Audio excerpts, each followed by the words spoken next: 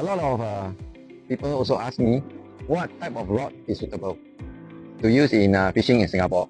So in our last video, right, we share about what type of reel is suitable. Today is about the rod. So how to know what type of rod suits you is a bit more challenging than choosing a reel, because different people has different preference. But let's go to the few basic aspects. So for fishing in Singapore, the fish that we target are not those big game fish. So we need not choose those very high poundage rod.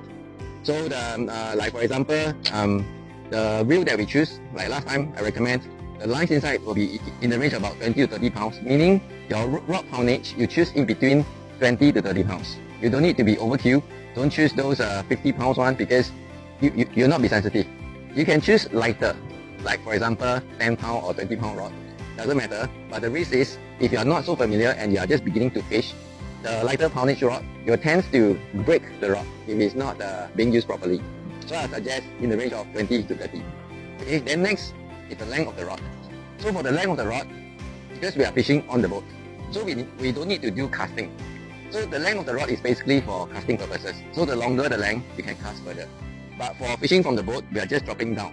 So the length you can choose in between maybe around 5 to 6 feet. Because if it's too long, it's very hard to maneuver around in the boat. And if it's too short, it's still fine. So now we covered the poundage and the length. And the last one is the most key part. It is the action of the rod. The action of the rod is harder to determine, because you need to be fish for a while already, quite familiar with what you want. And then you can decide on whether you want fast or medium or slow action. So what's the meaning? What's the difference between fast, medium, and slow? For fast action rod, meaning the tip in front is very sensitive. So whatever you brush through, like for example coral rocks or seagrass, you can feel it. It's more for experienced anglers. And the casting for a fast action rod is also more accurate, because you are only controlling the tip to cast. Okay, next, on the other extreme is the slow action rod. So for slow action rod, the rod tip is not as sensitive. When the rod bend, you'll bend all the way to the backbone here. So meaning when doing casting, it can cast further. But then it is not as sensitive as a fast action rod. So somewhere in between, then we call it medium. So it's only after you try using whether you want it to be more sensitive, or you want, when you fight a fish, you bend all the way to the backbone here. It's up to your personal preference. So I would suggest just get like a cheaper rod, not so expensive one, and test on whether which action you like best. And after that, if you like fast or medium or the slow one, and then you can invest in a better rod.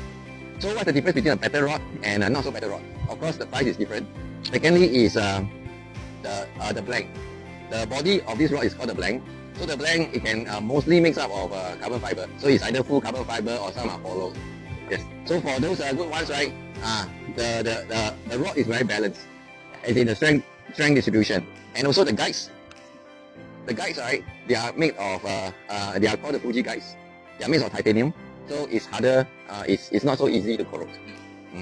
Okay, so now you know about the rod.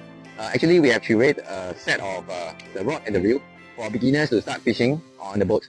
So you can click on the link below to check out our fishing set.